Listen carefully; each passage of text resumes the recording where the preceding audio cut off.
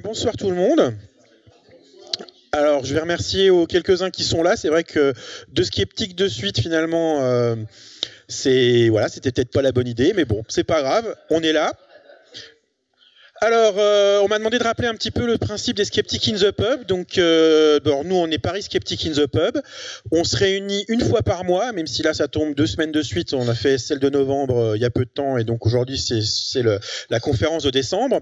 On se réunit une fois par mois. On essaie de prendre des sujets d'intérêt qu'on trouve un petit peu dans l'actualité, et on les analyse évidemment sous un angle sceptique, c'est-à-dire en tenant compte des données scientifiques. Alors, ce soir, nous recevons Magali, la vieille Guida,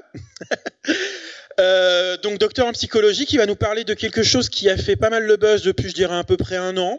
Ça a commencé avec des vidéos virales sur YouTube, ça a été relayé par quelques articles de presse, et où une médecin de PMI à Viry-Châtillon, ville que je connais un petit peu, vu que j'y habite, nous expliquait qu'il y avait un problème avec les écrans, avec l'usage des écrans chez les jeunes enfants, et que cela entraînait quelque chose qui était relevé a priori de l'autisme, quelque chose comme ça.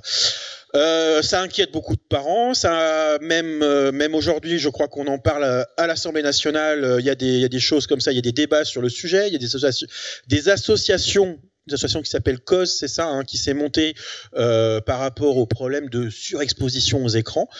Et dans tout ça, donc, beaucoup de battage médiatique, mais la question, c'est qu'en est-il du côté de la science? Donc voilà ce à quoi se propose de nous répondre Magali ce soir. Je vais te laisser la parole. Donc pour me présenter... On m'entend bien là, oui. Ouais, c'est ça. Donc du coup, voilà, je vais être très près. Pour être un peu plus précise, effectivement, je suis docteur en psychologie, je suis aussi orthophoniste et je travaille depuis à peu près plus de 20 ans auprès d'enfants et de personnes porteuses de troubles neurodéveloppementaux, notamment l'autisme. Donc je suis particulièrement intéressée et particulièrement, on va dire, spécialisée sur cette question-là. Mais du coup, effectivement, la vidéo qui a pu être assez virale, que vous avez peut-être vue ou pas, m'a intéressée. Il y a ce collectif Cause qui effectivement s'est rassemblé dans l'idée de faire attention à la surexposition aux écrans. En soi, c'est plutôt intéressant. Ce qui m'était un peu plus embêtant à mon sens, c'était les mots assez excessifs qu'on peut trouver. Donc la vidéo assez virale, c'est celle donc du docteur Annelise Ducanda. Et puis depuis, donc elle est partie de ses constatations de terrain. Ils se sont rassemblés entre cliniciens et cliniciennes. Il y a également Monsieur Desmurger qui a écrit un livre il y a assez longtemps maintenant qui s'appelle TV Lobotomie, comme son nom l'indique, porte surtout sur la consommation de télé, qui est un livre qui se veut être étayé scientifiquement. Il y a certaines études effectivement par rapport à la télé, il y en a d'autres qui sont un peu plus discutables. Et puis très récemment, Sabine Duflot, qui est une des psychologues du Cause, a sorti un livre. Il y en a un qui va être publié très prochainement en mars, qui s'appelle Les ravages des écrans. Donc moi, ce qui m'intéressait en fait, c'était de savoir ce qu'il en était par rapport à l'autisme, puisqu'il a été évoqué une expression qui me dérange beaucoup, et je suis pas la seule à être dérangée, qui est celle de l'autisme virtuel. Donc ce qui m'intéressait de pouvoir vous transmettre et évoquer, c'était la notion d'autisme, en tout cas de trouble du spectre de l'autisme, des données scientifiques autour de ces spécificités-là, et de voir en quoi les écrans, est-ce qu'on avait des données aujourd'hui par rapport à effectivement l'autisme en soi? Est-ce que cette question de l'autisme virtuel avait vraiment lieu d'être ou pas, et qu'en était-il aussi par rapport à la question des écrans plus largement. Donc voilà, les écrans seraient neurotoxiques, vous avez dû voir, parce qu'effectivement c'est extrêmement relayé dans les médias, parfois très brièvement. Si finalement on lit les articles, on se rend compte qu'il y a peu de choses, mais les écrans seraient neurotoxiques, ils seraient addictifs, ils seraient dangereux. Maintenant, il y a effectivement la question des LED, des lumières bleues qui auraient été évoquées. Il y a l'effet de sédentarité. Donc il y a des choses qui sont avérées, il y en a d'autres beaucoup moins. Et puis, surtout, ils pourraient provoquer des troubles apparentés à l'autisme, comme je vous le disais. Alors pour revenir sur la question de l'autisme vraiment, l'autisme a été décrit il y a plus de 60 ans. C'est donc quand même un tout petit peu. Alors là, vous avez la photo du premier cas décrit par Léo Kanner, qui s'appelait Donald T. C'est pas une blague, c'est comme ça. Et donc, en fait, ce qu'on a découvert il y a peu, c'est qu'il y a une première psychiatre qui s'appelle Grunia Shukareva de Moscou qui avait décrit le premier cas d'autisme en 1924. Donc avant Léo Kanner. Donc il y a toute une recherche actuellement pour redonner sa, on va dire, maternité à cette médecin.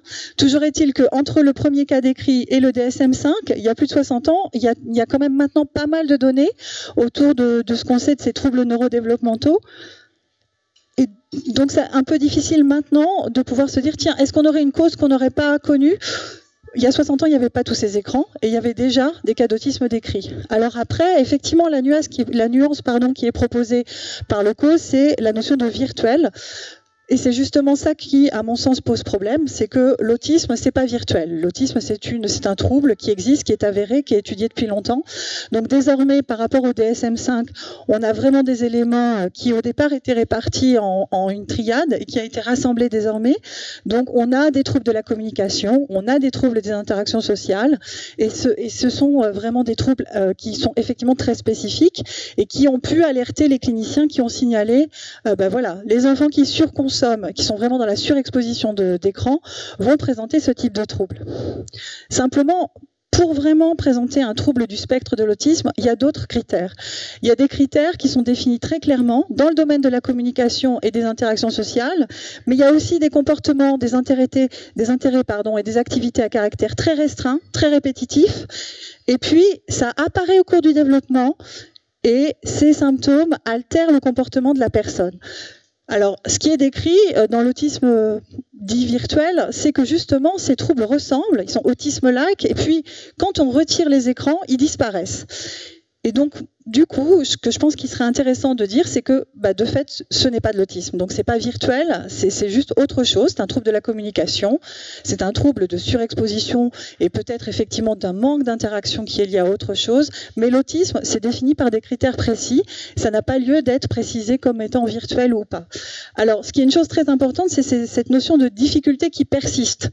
Et ça persiste sur le plan de la communication, dans la réciprocité socio-émotionnelle, dans les déficits de la communication non verbale, et puis dans les difficultés à développer, à maintenir et à comprendre des relations sociales. Ce qu'on peut voir par rapport à des enfants qui consommeraient trop d'écrans, sont des enfants qui vont être isolés le temps d'utiliser ces écrans, et puis quand ils ont fermé l'écran et qu'ils font autre chose, sont des enfants qui ont une interaction tout à fait ordinaire. C'est pas vraiment du tout le cas des enfants qui présentent des troubles du spectre de l'autisme, même si il y a vraiment, quand on parle de spectre, il y a vraiment un spectre large. Donc ça veut dire que les enfants qui présentent un trouble du spectre, je vais me cibler beaucoup sur les enfants puisque c'est cette question-là qui concerne, sur laquelle porte beaucoup la question des écrans actuellement. Donc ces enfants, il y a vraiment un spectre très large. Il y a des enfants qui sont extrêmement communicants, qui parlent beaucoup, d'autres pas du tout, et qui présentent pour autant des intérêts restreints, des stéréotypies et une difficulté dans la réciprocité socio-émotionnelle. Donc je ne vais pas m'étendre très longtemps, je voulais juste que vous puissiez prendre un peu la mesure de ce que c'est qu'un diagnostic de trouble du spectre de l'autisme. Et donc, on a différents critères. À chaque fois, on doit vraiment faire une évaluation précise de ces critères qui doivent être listés, qui doivent être évalués par différents professionnels. Un bilan qui permet de diagnostiquer ce type de trouble, c'est un bilan pluridisciplinaire qui fait appel à des évaluations complexes qui vont porter à la fois sur l'utilisation, sur les comportements stéréotypés, mais aussi sur l'insistance sur la similitude, le fait de vouloir beaucoup de routine, d'avoir un environnement qui change peu parce que c'est rassurant. Le fait d'avoir ces intérêts restreints et limités, qui peuvent être aussi atypiques, mais en revanche qui peuvent être très développés. Donc il y a des enfants qui vont être extrêmement intéressés par les dinosaures ou par l'histoire des rois et qui vont pouvoir avoir un champ extrêmement développé dans ce domaine-là. Et pour autant, ils vont présenter un trouble du spectre de l'autisme. Et puis une hypo ou une hyperréactivité à des stimuli sensoriels. Ça aussi c'est très important parce que ça veut dire qu'en termes de communication, il va falloir pouvoir interagir et faire en sorte que cette hypo ou cette hyperréactivité ne nuise pas à l'interaction. Donc ça peut être ce qui peut être reproché aux écrans, c'est-à-dire le fait d'être capté par l'écran. Mais la différence, c'est qu'un enfant qui présente un trouble du spectre de l'autisme, écran ou pas écran, il va avoir écran ou pas écran, on me dit qu'il faut que je précise que c'est que le DSM, donc c'est le Diagnostical Statistical Manual. C'est donc un manuel qui est reconnu maintenant au niveau international. J'ai aussi évoqué, si je reviens en arrière et si j'arrive à aller assez vite, la CIM, qui est la classification internationale des maladies. Maintenant, on en est à la version 11. Et les deux, en fait, corroborent le même type de symptômes au niveau international. Ce qui est intéressant aussi, c'est que ce DSM, alors attendez que je m'y remette, excusez-moi, voilà, j'étais là. Le DSM, en fait, a été assez critiqué, notamment la dernière version, comme étant assez éloigné de ce qu'il en est de la clinique. Et ce qui est rigolo, c'est que si on se penche sur la première description de cette médecin russe dont je vous ai parlé en 1924, on retrouve exactement sa description de critères qui correspond quasiment trait pour trait au DSM-5 qui a été publié en 2013. Comme quoi, ce DSM, il n'est pas si loin de la clinique, puisque cette médecin russe, elle n'était pas du tout dans les statistiques, elle était dans l'observation clinique pure et dure.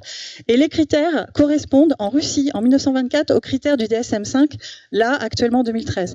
Donc, c'est un faux débat de se dire, c'est statistique et c'est loin. Non, c'est statistique parce qu'on a fait un ensemble, on a vraiment fait une étude statistique de l'ensemble de ce qui était observé au niveau international pour pouvoir aboutir à ces critères qui faisaient consensus.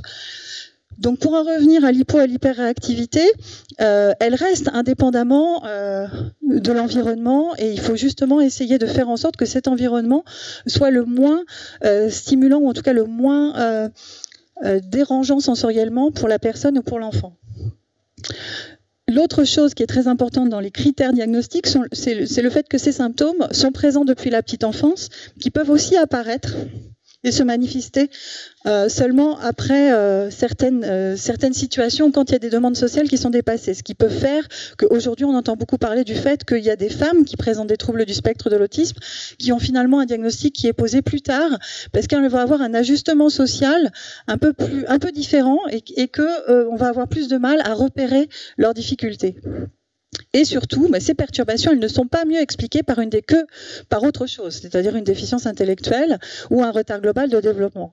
Une fois qu'on a vu tous ces critères-là et qu'on se dit que tous ces critères-là sont évalués par un ensemble pluridisciplinaire, on se rend bien compte qu'on ne peut pas juste se suffire d'une consultation ou de plusieurs consultations avec un enfant, avec un professionnel, pour poser un diagnostic un peu trop rapidement. Et donc, il est vraiment important de pouvoir tout spécifier. On spécifie le fonctionnement intellectuel, il y a une évaluation qui va être faite par un psychologue, on va décrire le profil de langage, de communication, donc à la fois le profil verbal, mais aussi le profil non verbal, quelle est la qualité du contact visuel, quelle est la qualité de la compréhension des mimiques et des expressions. On va aussi spécifier tout ce qui est de l'ordre du développement langagier, donc, parce qu'il faut quand même vraiment bien savoir qu'il y a des enfants autistes qui parlent et qui parlent très bien. Ils vont avoir des particularités dans ce qu'on appelle la compétence pragmatique, c'est-à-dire le fait de pouvoir répondre et comprendre ce qu'il en est au niveau conversation, de pouvoir ajuster son propos, mais il n'empêche que le développement langagier peut être décrit au niveau du vocabulaire, au niveau de la grammaire, et que c'est intéressant de pouvoir le faire de manière précise. Le niveau de langage réceptif, c'est-à-dire la compréhension, qui peut être inférieur à celui du langage expressif, et à l'inverse, il peut aussi être supérieur, donc c'est pas forcément complètement correspondant, et ça doit être évalué. Et donc, il faut évaluer les deux. Et puis, si jamais le trouble du spectre de l'autisme est associé à une condition médicale particulière, de l'épilepsie, un syndrome génétique, il faut absolument savoir ce qu'il en est et préciser tous ces éléments-là. Alors, je vais essayer de passer assez vite parce que c'est pas notre thème principal, mais on a quand même maintenant des éléments assez clairs par rapport au rôle des facteurs génétiques dans la susceptibilité de l'autisme. On a une équipe en France de pointe sur la génétique qui est celle de Thomas Bourgeron qui a permis d'identifier une série de gènes dont les mutations sont impliquées dans l'autisme. On a donc une cause génétique, il y a des causes plurifactorielles et on en arrive aux causes environnementales. On a des causes qui sont maintenant avérées, comme l'exposition prénatale infectieuse, à la rubéole, au cytomégalovirus. On a aussi des expositions prénatales à des produits toxiques, comme la thalidomide ou l'acide valproïque. Ce sont des causes avérées. Celles qui ne le sont pas, c'est les hypothèses psychanalytiques par rapport à une éventuellement faille de la relation, on va dire, à la mère ou plus largement à la personne maternelle. La dépression maternelle, le vaccin, le gluten, la caséine. Pour le moment, il n'y a absolument pas d'études qui permettent de fonder ces hypothèses comme véridiques et comme validées. Alors qu'en est-il des écrans ? Mais malheureusement, on n'a pas beaucoup de données scientifiques. Je ne sais pas si c'est malheureux. En fait, je pense que c'est un fait, c'est comme ça. Il s'avère que suite à l'ensemble des questionnements qui ont été posés en 2017, la Haute Autorité de Santé a examiné, c'est-à-dire que la Haute Autorité de Santé a posé des recommandations en 2005, qu'elle a réévaluées en 2012, qu'elle a réévaluées cette année en 2018, et elle a examiné de plus près ce qu'il en était des écrans, puisque la question se posait dans les médias. C'est plutôt assez intéressant. Il faut quand même savoir que la Haute Autorité de Santé rassemble des experts très pointus dans chaque domaine qui étudient vraiment ce qu'il en est au niveau international des études scientifiques, des méta-analyses, qui regardent les validités de preuves. Donc lorsqu'elle pose ces recommandations, elles sont fondées, elles sont étayées, et j'ai fait exprès de vous mettre la copie d'écran parce que vraiment vous pouvez y accéder très facilement. Vous avez tous les rapports, vous avez toutes les références de toutes les études qui ont pu être étudiées, donc il y a vraiment des données assez intéressantes si c'est un domaine qui vous intéresse. Et que dit la Haute Autorité de Santé cette année en 2018 ? Que malgré le fait qu'on ait regardé, donc je vais vous détailler un peu plus, certaines études, il y en a très peu, il n'y a pas d'éléments dans la littérature au sujet d'un quelconque rapprochement entre exposition aux écrans et troubles du spectre de l'autisme. Donc ça c'est février 2018, c'est quand même tout frais. Ce qui est un peu plus détaillé, c'est le fait qu'effectivement, il y a quelques études. Donc, il y a une étude qui a eu pour objectif d'explorer la possibilité d'un déclencheur environnemental et que, en fait, finalement, c'est une étude rétrospective. Elle suggère une corrélation insolite entre le fait qu'il y a eu une précipitation entre la prévalence de l'autisme, mais en fait, il n'y a pas de lien vraiment établi clairement par rapport à ce déclenchement environnemental. Donc c'est toujours un tout petit peu la même histoire qu'on entend souvent. Corrélation n'est pas causalité, et ça c'est vraiment un point assez important. C'est pas parce qu'il y a plusieurs facteurs qui vont être trouvés en même temps par rapport à une étude que forcément il y a un facteur qui déclenche l'autre. Dans une revue plus générale, il y a des auteurs qui ont rapproché le temps qui était lié à l'augmentation de la prévalence de l'autisme et l'augmentation de l'exposition aux écrans, mais il y avait d'autres variables qui n'avaient pas été mesurées. Donc en fait on peut pas être sûr qu'effectivement ce lien soit vraiment même de l'ordre de la corrélation. Il y a plein de facteurs qui, d'une façon générale, dans toutes ces études-là, il y a souvent des facteurs qui sont multiples et c'est très difficile de faire la part des choses. Donc, il y a une autre étude qui est comparative donc en Thaïlande et qui suggère que les enfants avec TSA commencent à regarder la télévision plus tôt et passent plus de temps devant la télévision que les enfants qui ont un développement ordinaire. Mais ça ne veut pas nécessairement dire que ce sont les écrans qui ont créé leurs troubles. Ça peut aussi être lié au fait qu'ils aient des troubles et qu'en fait, ils ont préférentiellement une activité autour de des écrans. Donc ça ne suggère pas et ça ne valide pas une causalité entre les écrans et l'autisme. Si on va chercher un peu plus ce qu'il en est récemment, on trouve quelques études. Il y a une étude japonaise qui est une étude de cas qui a été publiée dans un journal médical, là en août, qui est une étude de cas autisme-like. Mais si on regarde bien la description des symptômes, en fait, ça peut tout à fait correspondre aux troubles de la communication dans le DSM-5. Il n'y a pas vraiment de raison de le qualifier d'autisme, mais on peut le qualifier de trouble de la communication. Et c'est un enfant qui passe plus de 6 heures sur écran, donc c'est effectivement une grosse surexposition. Il y a une autre étude, qui est une étude roumaine, qui concerne des enfants qui ont entre 0 et 3 ans et qui regardent plus de 4 heures par jour, qui sont dans un environnement où il y a un écran plus de 4 heures par jour. Et pareil, on parle d'autisme spectrum disorder similar, c'est-à-dire semblable. Néanmoins, c'est pas un diagnostic posé clairement, et donc on pourrait très bien parler de troubles de la communication. Ce serait plus honnête, je pense, que de parler d'autisme. Donc en fait, ce qui ressort de tout ça, c'est que, je vais vous décrire un peu plus ce qui est là. Ce qui ressort de tout ça, c'est qu'au final, on n'a absolument pas de données scientifiques en faveur de cette causalité éventuelle des écrans par rapport à l'autisme et aux troubles du spectre de l'autisme. Et on a même en fait, depuis pas mal de temps, pas mal d'éléments qui vont dans l'idée que effectivement, il y a certains enfants qui vont être porteurs d'autisme, qui vont être intéressés par les écrans, d'autres pas du tout, mais d'autres vraiment pas du tout. Alors il se trouve que là, je vous ai mis Owen Susskind, qui est ce jeune homme-là, et qui a été nommé aux Oscars pour un film documentaire qui s'appelle Life Animated, parce qu'en fait c'est un petit garçon qui, quand il était petit, présentait un trouble du spectre de l'autisme assez sévère, parlait pas du tout, et qui a commencé à vraiment développer du langage en regardant la télé, beaucoup, des films de Walt Disney, et en fait il se passait en boucle certains films, il coupait, il zappait, il revenait, et il a segmenté certains propos qui s'est attribué pour pouvoir interagir, et c'est sa mère en fait qui a réussi à décoder. Il raconte très très bien, je vous invite à voir ce film qui est très très très intéressant, et c'est sa mère qui a réussi à décoder les segments en fait qui étaient liés à certains dessins animés et qu'il réutilisait hors contexte pour pouvoir ajuster sa communication. Donc là c'est un peu un contre-exemple, c'est-à-dire voilà un enfant qui en fait a utilisé beaucoup les écrans pour mieux communiquer et pour être un peu plus dans l'interaction. Et c'est vraiment un des exemples parmi d'autres. Moi je vous dis, ça fait plus de 20 ans que j'exerce auprès de personnes avec autisme, des enfants qui étaient intéressés par Disney, qui réutilisent la communication des dessins animés, il y en a plein, et qui la réutilisent sciemment et de façon très adaptée, et qui du coup développent certaines capacités linguistiques grâce à l'utilisation des écrans. Alors les conséquences, c'est un peu sur ça que je voulais un peu insister, c'est qu'en fait informer et effectivement alerter c'est intéressant, mais si on alarme et si on réfléchit pas aux conséquences, ça a vraiment des conséquences dramatiques pour les familles et pour les enfants qui sont porteurs d'autisme. Là vous avez un exemple d'un mot qui a vraiment été photographié dans un cahier, dans un mot de liaison en Bretagne, où il est dit notre infirmière scolaire nous a gentiment envoyé un lien que je trouve intéressant, donc il renvoie à la vidéo, la première vidéo du docteur Ducanda.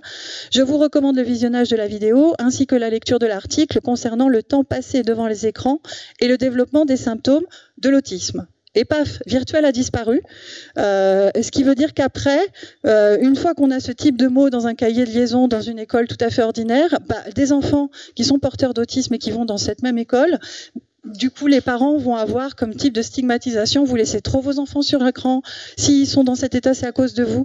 Et c'est de nouveau le retour d'une culpabilisation qu'ils ont assez portée depuis longtemps. Donc c'est déguisé, mais c'est encore une forme de culpabilisation qui est plus tolérable. L'autre chose qui est aussi très compliquée, c'est qu'il y a certains enfants qui ont besoin d'ordinateurs, parce qu'ils n'arrivent pas à écrire, parce qu'on peut être autiste et dyspraxique, par exemple. Et du coup, suite à ce genre de documentaire, ou en tout cas plutôt de témoignages, on va décider qu'ils vont plus avoir leurs écrans en classe. Ça va avoir des conséquences assez embêtantes pour leur inclusion et pour leur progression. Donc ça, c'est certains exemples, mais il faut vraiment réaliser que déjà, pouvoir être inclus en école ordinaire quand on présente de l'autisme, c'est pas facile. Quand on a des outils de communication qui aident, c'est vraiment précieux. Et que quand ces outils de communication vont être un moyen de culpabiliser et de stigmatiser davantage, c'est pas tolérable. Donc c'est pour ça aussi que c'est vraiment important de pouvoir faire attention à ce qu'on dit et de pas évoquer un trouble qui n'est pas. Alors, qu'est-ce qu'il en est finalement de l'utilisation et des études françaises des écrans? On a peu d'éléments encore. Par contre, on a vraiment une étude en cours qui va vraiment, quand elle pourra porter ses fruits pleinement, être intéressante. C'est la cohorte ELF qui porte sur plus de 18 000 enfants. Mais pour ce qu'il en est des premiers résultats d'utilisation d'écran, on n'a pas encore de causalité, d'effet, etc. Mais on a juste une étude de comment les enfants utilisent les écrans. Elle porte sur 13 334 enfants. Donc là, on commence à avoir vraiment un échantillon qui est assez représentatif d'une grande population. Et qu'est-ce qu'on retrouve? Ce qui est assez intéressant, c'est qu'en fait, si on regarde, on peut retrouver les premiers éléments de cette étude sur le lien de l'INSERM. Si vous tapez INSERM Cohort ELF, vous allez avoir les premiers éléments qui sont assez brefs. Il y a un rapport qui va être mis là à la fin de l'année à la DGSE et ce sont encore une fois que des résultats par rapport à l'utilisation. Mais ce qu'on voit, c'est que finalement il y a déjà 40% des enfants qui sont déjà exposés à 2 ans. Donc dire non, il faut pas avant 3 ans, c'est déjà trop tard, c'est déjà pas le cas. Et voilà. Après, on peut toujours recommander de faire attention, et c'est même très important de recommander de faire attention. Mais toujours est-il que l'utilisation, là, les enfants qui ont été étudiés, ça fait déjà un moment qu'ils sont nés, et l'utilisation est déjà autrement. L'écran le plus utilisé, ce qui ressort, c'est la télé. Donc, toute cette inquiétude autour des smartphones, des tablettes, etc. Finalement, les petits enfants, ce qu'ils regardent, c'est finalement assez la télé. Ce que disait Jonathan Bernard, qui est le chercheur qui a rendu compte de ces premiers résultats, c'est qu'en fait les facteurs sociodémographiques sont vraiment un élément majeur.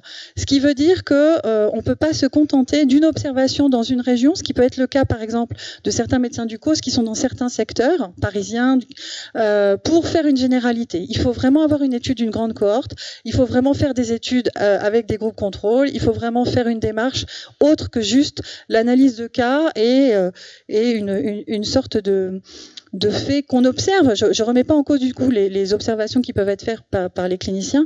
Moi-même, je ne les fais pas, par exemple. Et pourtant, j'en vois depuis longtemps. Effectivement, j'exerce à Saint-Malo. J'ai d'autres collègues qui n'en voient pas ailleurs. Donc, ça veut dire qu'il y a vraiment cette dimension sociodémographique à prendre en compte. Ce qui veut dire aussi qu'il y a une grosse importance d'information sur l'utilisation des écrans à faire, plus que de stigmatisation. Pour une journée sur l'enfance, la Fondation pour l'enfance a demandé une étude plus courte qui est portée sur 500 familles et c'était un questionnaire d'utilisation. Et en fait, ce qui ressortait, c'était les résultats qui corroborent ceux de l'INSERM, si ce n'est que l'âge moyen de démarrage d'utilisation d'écran est de 53. Donc on est loin des inquiétudes très très très alarmantes d'avant 1 an, d'avant 2 ans, de plus de 6 heures d'utilisation. Il y a 20% des parents qui ont des enfants qui ont démarré à 1 ou 2 ans, mais seulement 20%. Et ce qui est reporté plus dans l'étude INSERM, parce que là c'est pas reporté clairement, l'utilisation massive, c'est-à-dire au-delà de 5 heures pour un petit enfant de moins de 2 ans, ça correspond à 8%. Donc c'est pas du tout la généralité. Ce qui veut pas dire qu'il faut pas faire attention. Je pense qu'effectivement, il y a un point qui est très important, c'est que des enfants petits de moins de 3 ans ont besoin d'être dans le sensorimoteur, d'être dans l'interaction.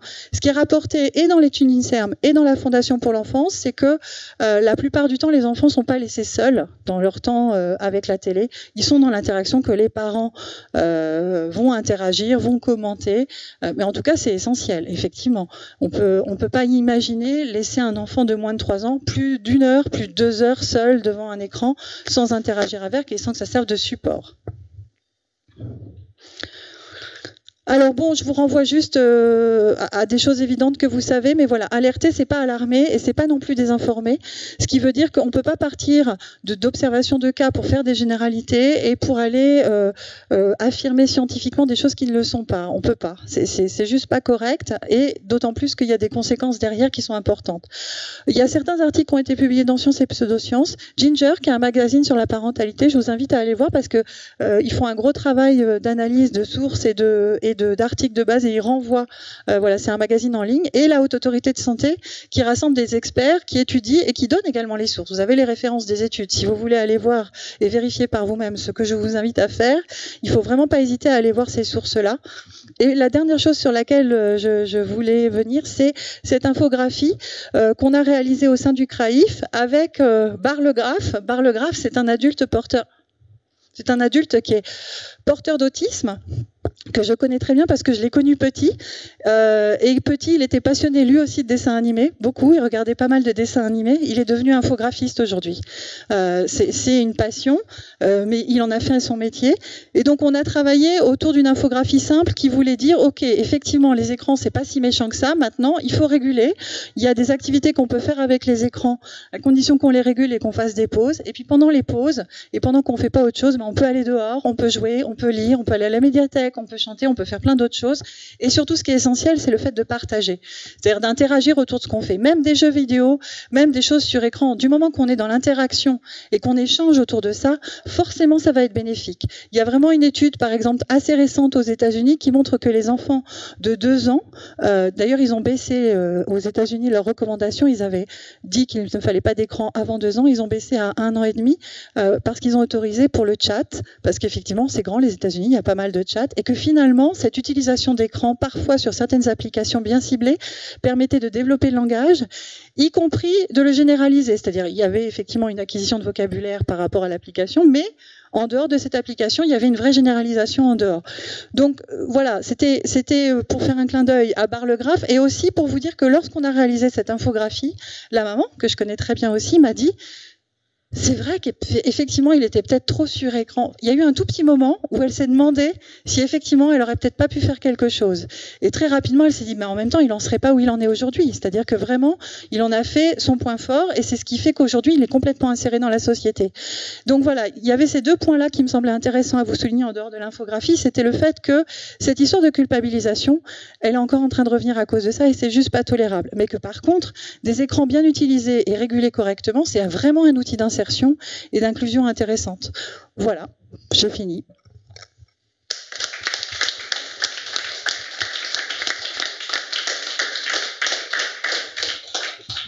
Merci beaucoup. Alors, on va commencer par la traditionnelle série de questions. Est-ce qu'il y a des questions dans la salle? Alors, on va commencer par Hugo. On a deux micros. Alors, je vais commencer par celui. Bon. Alors, hier, dans le métro, j'ai été à côté de personnes qui parlaient d'exposition aux écrans et qui, voilà, donc que j'ai invité à venir et qui ne sont pas venus. Alors, parmi ce que j'ai entendu, il y avait le fait que, semble-t-il, les gens de la Silicon Valley qui travaillent beaucoup sur écran mettent leurs enfants dans des écoles où il n'y a pas d'écran. Ça veut bien dire que eux, ils savent et que c'est pas bon. Où est le souci? Le premier souci, c'est que je vois pas pourquoi les gens de la Silicon Valley seraient forcément une référence éducative. Ça, c'est vraiment la première chose. Effectivement, c'est quelque chose que j'ai beaucoup entendu, mais d'où les gens qui travaillent à la Silicon Valley sont forcément des références pour élever les enfants. Je ne dis pas qu'ils le font pas bien, je dis juste que ils sont pas nécessairement des références éducatives. Et d'autre part, oui, bien sûr, ils connaissent peut-être le fait que c'est très fatigant les écrans parce qu'ils travaillent dans ce domaine-là. Ils font ce choix-là pour leur enfant, libre à eux. Mais est-ce que finalement, ces enfants-là, à l'adolescence, vont pas finalement s'intéresser à ça? On ne sait pas, on n'a pas de recul sur ce phénomène-là. Donc, c'est un choix que font ces gens-là, mais ça me semble pas être un choix référentiel fondé, en fait. Et encore une question provenant de cet espionnage. Donc l'une de ces personnes racontait une expérience qui était que on mettait des enfants, des jeunes enfants, 2 ou 3 ans, je crois, dans une salle qui était séparée d'une autre salle par un écran, par une vitre. Dans cette autre salle, il y avait, mettons, une commode avec un objet dessus qui était bien identifiable. Une personne entrait, prenait l'objet, le cachait dans un des tiroirs. Ensuite, on mettait l'enfant dans l'autre pièce et il devait trouver dans quel tiroir. En général, l'enfant trouvait à 2 ou 3 ans.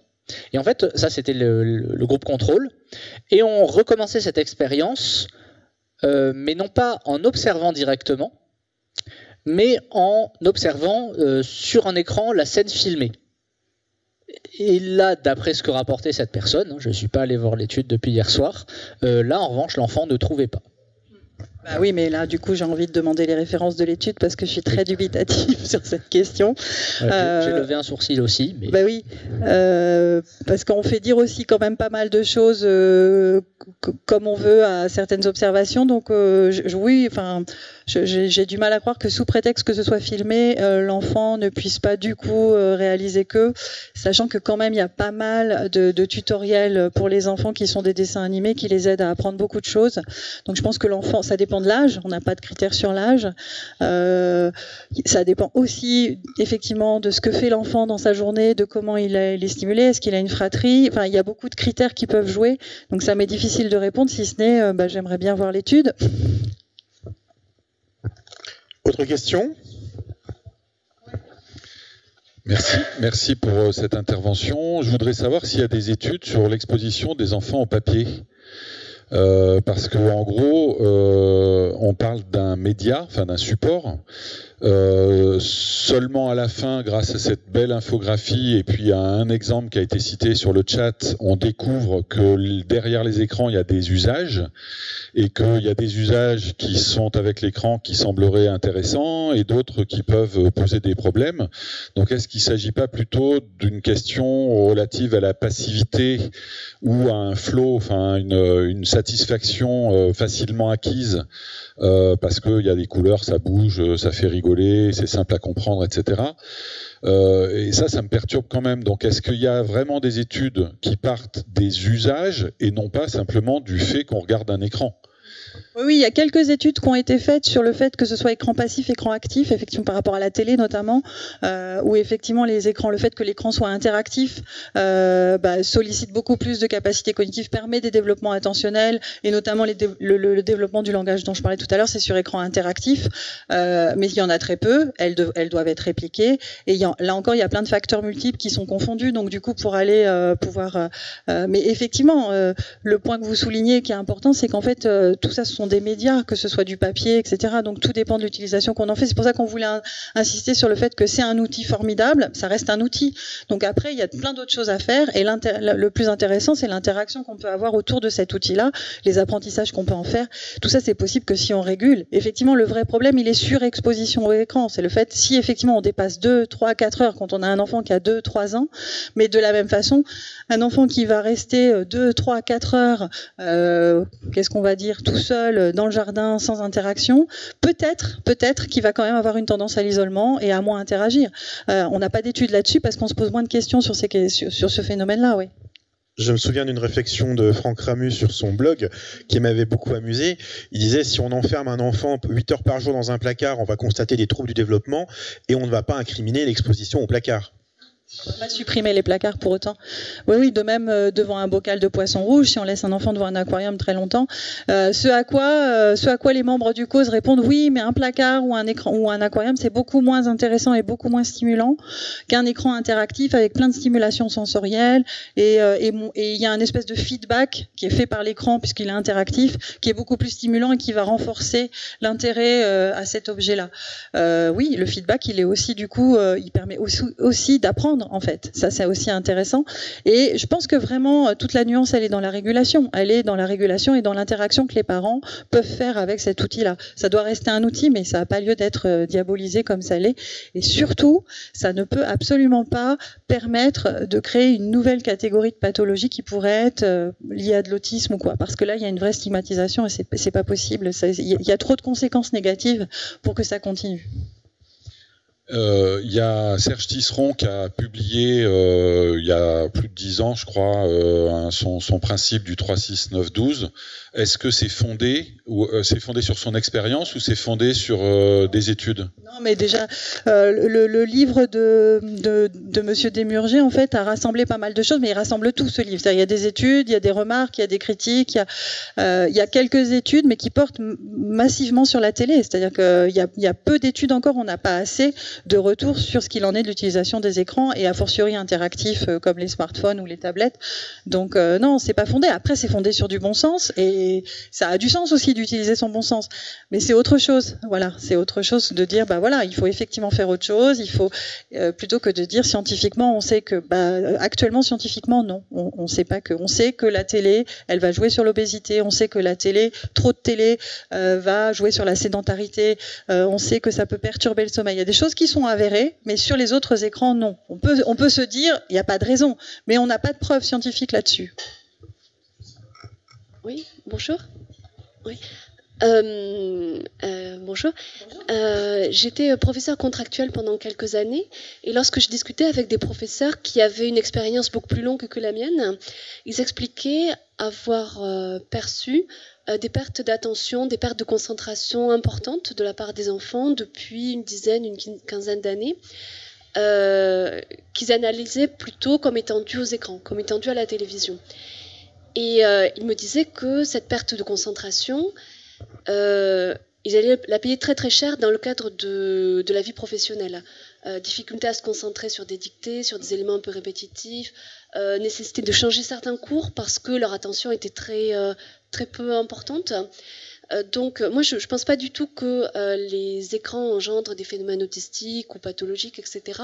Mais une perte de concentration et d'attention que les enfants vont payer assez lourdement dans le cadre professionnel. Je pense qu'on n'en parle peut-être pas assez et il faudrait faire attention par rapport aux écrans parce que les enfants, même les adultes, ont tendance à avoir un phénomène un peu de bouvarisme. C'est-à-dire qu'ils se pensent dans le virtuel et ils oublient les réalités, les interactions avec les gens, éventuellement la dureté de la réalité.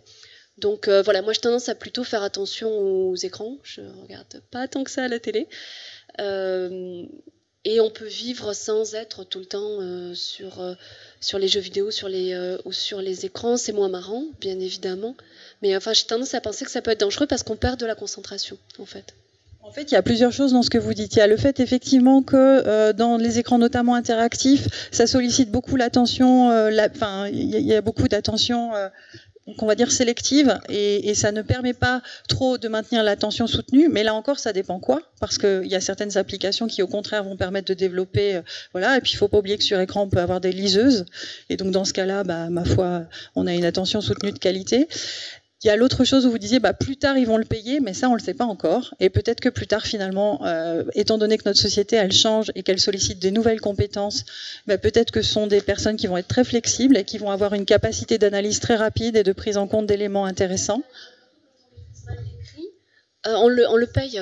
Mais on ne sait pas encore si le fait de ne pas maîtriser mal l'écrit est lié aux écrans ou pas. On n'a pas du tout d'éléments. C'est vrai. Là-dessus, c'est vrai. Parce que c'est vrai que ce qui se passe, en fait, c'est qu'il y a beaucoup de choses qui se multiplient dans notre société. Donc, il y a une surconsommation de plein de choses, mais pas nécessairement liées aux écrans.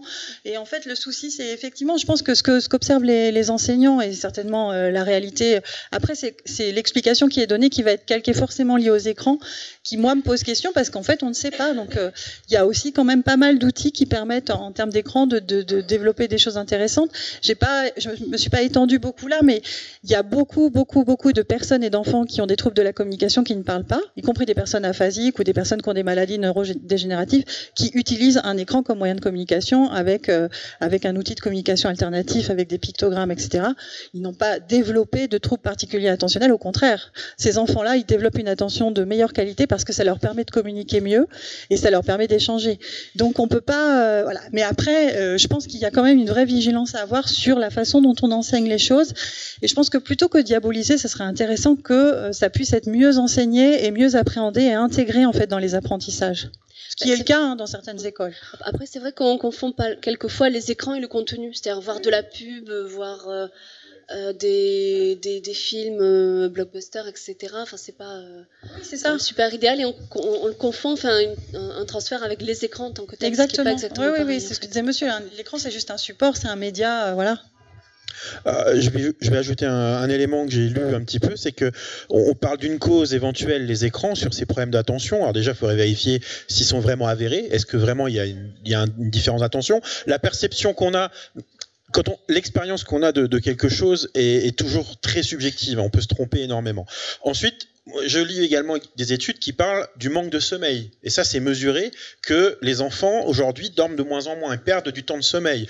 Et qui peut être lié à des tas de choses. La vie qui se réorganise, les transports qui sont plus longs, le travail des parents, etc. Donc en fait, peut-être qu'il y a quelque chose, donc déjà s'assurer qu'il y a vraiment un effet, et avant de dire c'est les écrans ou autre chose, on peut explorer des tonnes de pistes, et le sommeil n'est qu'une parmi d'autres, hein. J'en sais rien si ça vient de ça. Il y a aussi l'activité, c'est-à-dire qu'il y a 15 ans, 20 ans, les enfants n'avaient pas les programmes d'activités extrascolaires qu'ils ont actuellement, c'est-à-dire qu'un enfant le mercredi, ou même le samedi ou quoi, il a minimum une ou deux activités, enfin ça dépend évidemment du contexte socio-familial, mais il y a des enfants qui ont quand même beaucoup d'activités extrascolaires, en plus de l'école, et peu de temps pour finalement ne rien faire. Ça aussi, ça joue et sur la capacité effectivement à se reposer et sur les capacités attentionnelles.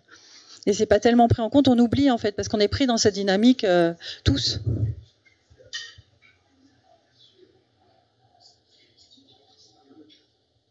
Est-ce qu'il y a d'autres questions dans la salle? Oui. Je crois que j'ai vu aussi une question sur Internet. Oui, au tout début, il a été question de lumière bleue dans la première, et donc c'est aussi quelque chose qui est un peu effrayant pour les parents parce qu'ils se disent on risque d'avoir des enfants qui deviennent aveugles ou je sais pas quoi, enfin tel que ça est propagé dans la presse, la sensation. On a des éléments clairs là-dessus ou pas? Dans SPS, il y a eu un petit dossier assez intéressant. Donc, SPS, pardon, c'est Sciences et Pseudosciences, qui récapitulait ce qu'il en était des études. En fait, il y a un seuil il y a un seuil de luminosité bleue qui peut être assez agressif et qui peut nuire, mais on est largement en dessous de ce genre de seuil par rapport à tout ce qui peut être proposé. D'autant plus que par rapport aux ados, notamment qui peuvent être sur écran un peu plus tard que les autres, il y a des filtres maintenant sur les écrans qui font que la lumière bleue, elle peut devenir jaune et ne plus être du tout considérée comme éventuellement dangereuse. Mais ce qui est actuellement, non, il n'y a pas d'éléments qui vont dans ce sens-là, si ce n'est que ça a été étudié pour voir le seuil et qu'on est bien en deçà. Ouais. D'accord. Et juste encore une chose, tout à l'heure on évoquait les écrans, et là je vois par exemple qu'il y a jouer aux jeux vidéo. Il y a, à ma connaissance, enfin j'en ai vu plusieurs, des études qui démontrent que le jeu développe la mémoire, développe l'engagement, la persévérance, l'attention. C'est très utilisé dans la communication avec l'autre, parce que de plus en plus on voit des choses très étonnantes où on voit des gens qui commentent d'autres joueurs qui jouent et qui sur des youtubeurs, enfin des gamins qui sont youtubeurs, des choses comme ça. Et donc là encore, enfin ça montre vraiment que je pense qu'il faut bannir définitivement l'idée du support et bien à chaque fois parler d'activités plus ou moins passives, plus ou moins J'étais la semaine dernière à un atelier sur les thérapies non médicamenteuses, et il y avait un projet, plusieurs projets, mais notamment un présenté par l'équipe de Pascal Piolino de Paris Descartes, qui parlait de réalité virtuelle pour des personnes adultes avec des maladies neurodégénératives, qui utilisent une plateforme qui va être en lien avec les kinés pour pouvoir travailler la motricité, les mouvements, et ces personnes vont travailler beaucoup mieux et de façon beaucoup plus ludique via ce type de plateforme et de jeux vidéo, et pourtant ce sont des personnes âgées. Donc voilà, il y a une utilisation assez pertinente, ludique et intéressante à en faire, mais c'est une utilisation, ça peut pas être effectivement omniprésent, envahissant. C'est ça en fait, c'est vraiment le côté excessif qui pose problème. Mais du coup, c'est pas l'écran, c'est valable pour beaucoup de choses. Alors, juste une petite remarque sur le commentaire d'avant. Finalement, quelqu'un qui commente une partie de jeu vidéo, quelle est la différence avec un commentateur sportif ? Et non, donc j'avais une autre. Donc du coup pour les lumières bleues, j'ai parfois moi l'impression d'être fatigué, mais c'est pas tant le côté lumière bleue que 8 heures devant un écran. Ça, et puis les notions de pixels et de ce que tu vas lire ou regarder en fonction de voilà. Ok. Ouais. Ok. Après, ce qui est vraiment intéressant aussi, c'est effectivement qu'il y ait des informations sur les jeux pour enfants. Il y a des toutes petites tablettes pour tout petits qui n'ont pas effectivement nécessité d'être, qui sont plus du marketing qu'autre chose. Et jusqu'ici, il n'y avait absolument pas de conseils aux parents sur des temps d'utilisation. Voilà. Maintenant, ça va être le cas et ça, c'est très pertinent. Donc, il y a effectivement tout un tas de mesures d'information et de transmission à faire qui sont vraiment importantes. Je vais relayer quelques informations qu'on nous met sur le chat, des gens qui suivent le live en direct. Il y a quelqu'un qui nous fait remarquer que ces personnes de la Silicon Valley mettraient leurs enfants dans des écoles Steiner. Ça, je suis pas certain, je sais pas si c'est vrai ou pas. Bon. Non, je crois que c'est débunké, ouais. Bon, d'accord, très bien. Par contre, il y a une autre remarque qui me paraît plus pertinente sur l'impression qu'auraient les enseignants d'avoir de plus en plus d'enfants qui ont des troubles de l'attention. En fait, c'est aussi lié, a priori, à la loi de 2005 qui a amené beaucoup d'enfants qui ont des problèmes et qu'on ne scolarisait pas avant, on les met en école. Donc de fait, effectivement, les enseignants voient arriver des enfants qui ont des soucis et qu'on ne scolarisait pas avant. Ça peut en fait être une explication assez crédible de ces observations que certains enseignants font, je pense.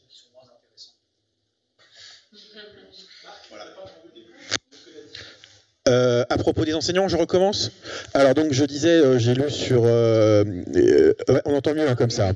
Donc je disais, apparemment, quelqu'un évoque la loi de 2005 qui a amené l'inclusion de beaucoup d'enfants dans les écoles, des enfants qu'autrefois on ne scolarisait pas ou qu'on mettait en institution, qui justement sont des enfants qui peuvent présenter différents troubles, des troubles de l'attention, un degré d'autisme plus ou moins important, etc., ou d'autres troubles de la communication.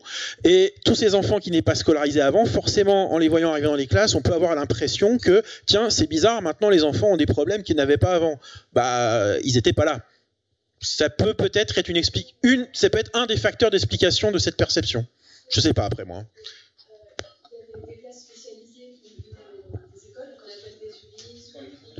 Mais tous ne vont pas dans ces classes-là. Il y a pas mal d'enfants qui vont aussi en scolarité, en intégration, en inclusion.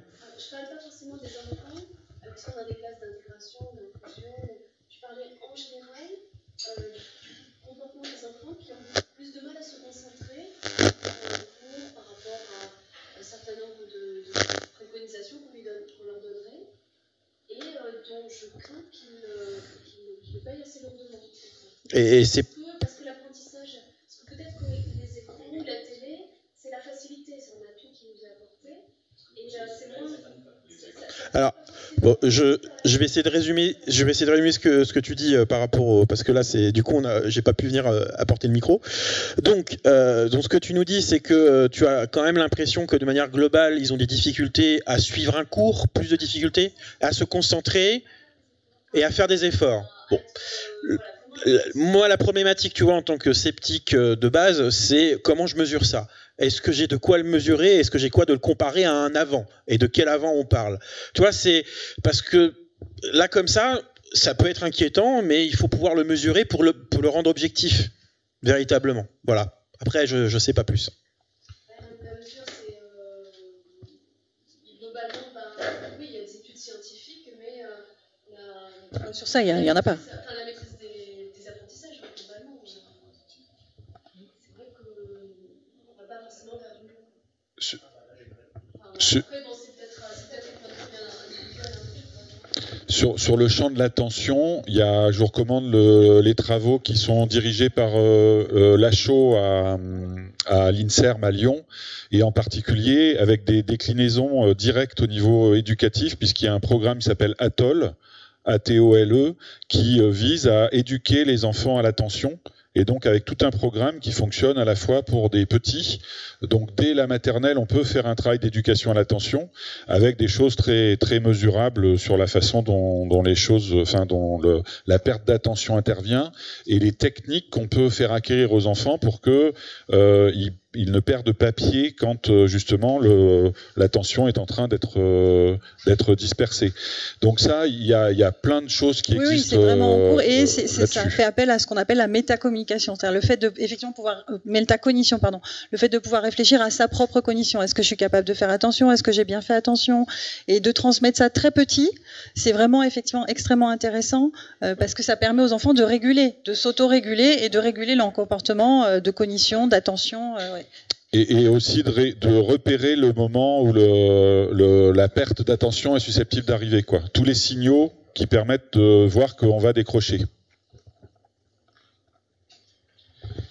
Oui, je voudrais aussi faire l'avocat du diable. Quand je lis la recommandation de la Haute Autorité de Santé qui explique qu'il n'y a pas de lien entre les écrans et les troubles du spectre autistique, je vois aussi le paragraphe au-dessus qui indique que les écrans créent des problèmes. Alors est-ce que c'est pas un problème un peu de vocabulaire, et simplement les gens confondent ces symptômes-là avec ce qu'ils appellent l'autisme virtuel? Je sais que ça pose des problèmes de stigmatisation des autistes, mais est-ce que il faudrait pas simplement préciser ça? Oui, ce qui est déjà le cas. Enfin, il y a beaucoup de chercheurs qui sont intervenus, de professeurs. Il y a des spécialistes de l'autisme qui sont intervenus. Oui, bien sûr. Il n'est pas question de nier qu'il y a des études qui montrent qu'il y a certains effets qui sont néfastes. Je vous dis, sur le sommeil, sur l'obésité, sur le fait de rester passif, sur la diminution de l'activité physique. Néanmoins, c'est pas tout ça qui permet de relier à des troubles du spectre de l'autisme. Et plaquer cette notion d'autisme au fait du virtuel, ça a derrière l'idée que l'autisme pourrait être généré par un abandon, voilà. Et aujourd'hui, en 2018, c'est juste plus possible. Donc en fait, il vaudrait mieux utiliser effectivement un autre terme qui existe. Je pense que si on regarde dans le DSM, on trouve vraiment de quoi faire. Et en même temps, ça fait le buzz, ça marche bien. Voilà, donc mais il faudrait que ça s'arrête, ouais. Je pense que c'est en train, parce que à force, il y a beaucoup de parents qui se mobilisent. On a vu certaines vidéos avec des enfants, notamment un petit enfant, je ne sais pas si vous aviez vu Envoyé spécial, qu'on voyait qui avait des troubles de la communication, qui regardait pas bien, etc. Et puis hop, on lui enlève le smartphone pendant 2 jours et c'est formidable, il est transformé. Moi, j'ai vu la vidéo, je ne le trouve pas transformé au bout de 2 jours, déjà. Et de fait, il n'est pas transformé parce qu'il est en attente de diagnostic. Il a perdu du temps, en fait, par rapport au diagnostic. Donc, en fait, c'est aussi ça le problème. C'est qu'à force de dire, c'est lié aux écrans, vous inquiétez pas, vous enlevez l'écran et ça ira mieux, pendant ce temps-là, on attend. On écoute le médecin, on écoute le professionnel qui dit, voilà. Et en attendant, on perd du temps de dépistage. Et une des choses importantes qu'a souligné la HAS, c'est ça, c'est le dépistage précoce. Parce que plus on dépiste tôt, et plus on aide tôt, et moins les troubles sont conséquents, et moins les troubles se majorent. Donc c'est vraiment important.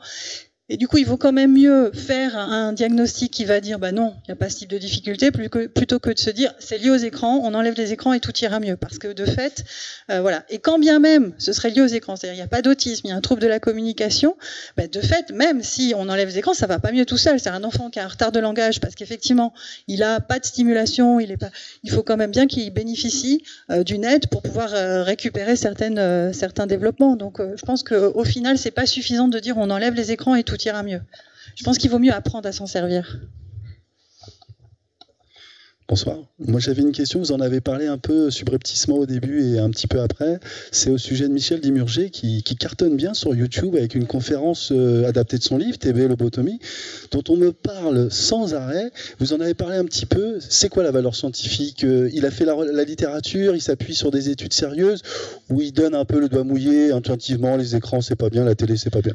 Il y a beaucoup. Alors, honnêtement, vous pouvez regarder son livre. Bon, déjà, il y a un style qui est propre à lui. Hein, si vous avez déjà vu des conférences, voilà, c'est cool. C'est à charge, hein, quand même pas mal. C'est vraiment la télé, c'est vraiment terrible et ça. Oui.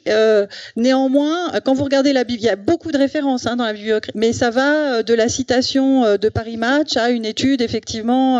Oui, tout est référencé, on peut pas lui reprocher. Mais je veux dire, du coup, il n'y a pas que des études scientifiques. Puisque vous me dites ça, j'en profite, ça a déjà été débunké sur le net, mais j'en profite pour en reparler. On voit beaucoup l'extrait qui vient de son livre, de petits dessins, de dessins de petits bonhommes. Il est quoi à la base, Michel Dimurger? Il est neuroscientifique, mais il travaille pas sur le développement de l'enfant. Mais il s'est intéressé à ça. Son livre, son livre est à charge, mais son livre présente certaines études. Celles que je vous ai citées, il y a des études qui sont majoritairement sur la télé. Voilà. Et puis après, il va extrapoler. Donc, notamment cette étude-là, l'histoire du petit encart qu'on voit beaucoup sur les réseaux sociaux avec les dessins de bonhommes, des enfants qui regardent la télé plus d'une heure et des enfants qui regardent la télé moins d'une heure. Et donc, ceux qui regardent beaucoup la télé, entre guillemets, plus d'une heure, font des bonhommes patates très moches. Et puis les autres, c'est très élaboré. Si on regarde cette étude, en fait, elle a été publiée dans en Allemagne, dans un journal d'association de pédiatres. Elle n'a pas été répliquée et on n'a pas de contrôle sur les catégories socio-professionnelles, sur ce que font les enfants en dehors de ça. C'est-à-dire que même si l'enfant il regarde qu'une heure ou s'il regarde 3 heures, mais si il fait plein de sports, s'il adore dessiner, enfin, il y a des enfants qui aiment dessiner, qui sont doués, d'autres pas, et c'est pas forcément lié aux écrans. Donc il y a plein de paramètres qui sont pas donnés dans l'étude, et du coup, voilà, ça marche bien. On a ça qui tourne et on se dit oh là là, c'est terrible les écrans comme ça nuit, mais non. En fait, vraiment, cette étude-là, elle est surinterprétée. Elle existe, mais elle est surinterprétée. Oui. Mais... Le global de cette conférence, il est plutôt de médiocre qualité? Il y a un biais de confirmation. Que ce soit le livre ou la conférence? C'est-à-dire, en fait, il part du principe que la télé, c'est mauvais, et il va chercher tout ce qui va pouvoir aller dans le sens de la télé, c'est mauvais. Et du coup, il va pas aller voir tout ce qu'il peut. Il est dans un gros biais de confirmation, mais après, voilà. Mais vraiment, en fait, moi, je trouve que s'il y a une chose à dire, et ici et partout, c'est vérifier, regarder les études, qu'est-ce que c'est exactement, est-ce qu'effectivement, sur combien d'enfants ça porte, qu'est-ce qui a été étudié, c'est quoi, ça veut dire quoi, beaucoup de télé, ça veut dire plus de 2 heures. Voilà, sur combien d'enfants, est-ce que ça a été répliqué, est-ce que c'est publié dans un journal international, ou voilà. Et... moi, je voulais savoir, au début, vous parliez du fait que on ne peut pas créer de nouvel autisme avec un écran, mais en règle générale, l'autisme, ça arrive comment? C'est inné, c'est acquis tôt, c'est acquis jusqu'à quel âge? Comment ça se passe? Est-ce qu'on peut créer de l'autisme? Est-ce que quelque chose peut générer de l'autisme? Ou est-ce que, voilà. Il y a un dessin que j'adore, c'est dommage, j'aurais dû le mettre. Il y a un dessin que j'adore sur les réseaux sociaux, c'est un papa, une maman qui s'aiment, ça peut créer de l'autisme. Voilà, en fait, en gros, c'est la vie qui crée de l'autisme. C'est-à-dire que c'est plurifactoriel. Il y a des éléments génétiques, et puis il y a l'environnement. Donc, on peut pas, si on savait, je crois que ce serait pas, on n'est pas encore à même de pouvoir dire ce qui crée. En revanche, ce qu'on sait, c'est que c'est neurodéveloppemental. Donc ça veut dire que c'est pas quelque chose qui va être réversible forcément, et en tout cas c'est pas quelque chose qui va être lié à l'interaction faite par les personnes. C'est pas psychogène ou généré par des éléments psychogènes pathologiques, etc. Donc il peut y avoir effectivement des enfants. On a vu les orphelins de Roumanie qui vont être isolés, qui vont être privés de communication et qui du coup vont développer vraiment une communication pauvre et des troubles de l'isolement. Mais l'autisme, c'est vraiment tout un ensemble. avec tous les critères que je vous ai donnés. Et donc effectivement, non, il n'y a pas une cause avérée, c'est plurifactoriel, c'est ce qui en fait la difficulté, mais c'est aussi ce qui en fait l'intérêt. Et voilà, mais en fait, en gros, oui, non, je pense que ça fait partie de la vie et des différences. Mais ça se développe uniquement enfant, ou est-ce qu'un adulte qui n'a jamais eu de trouble autistique peut en développer? Non. Non, ça apparaît comme ça fait partie des critères, ça apparaît assez tôt dans le développement. Ouais.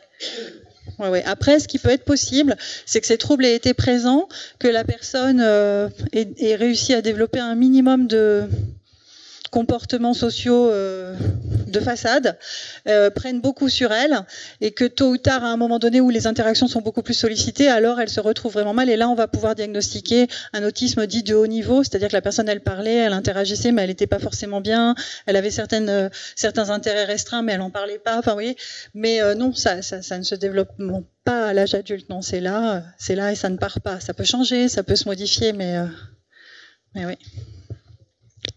D'autres questions dans la salle? Hugo?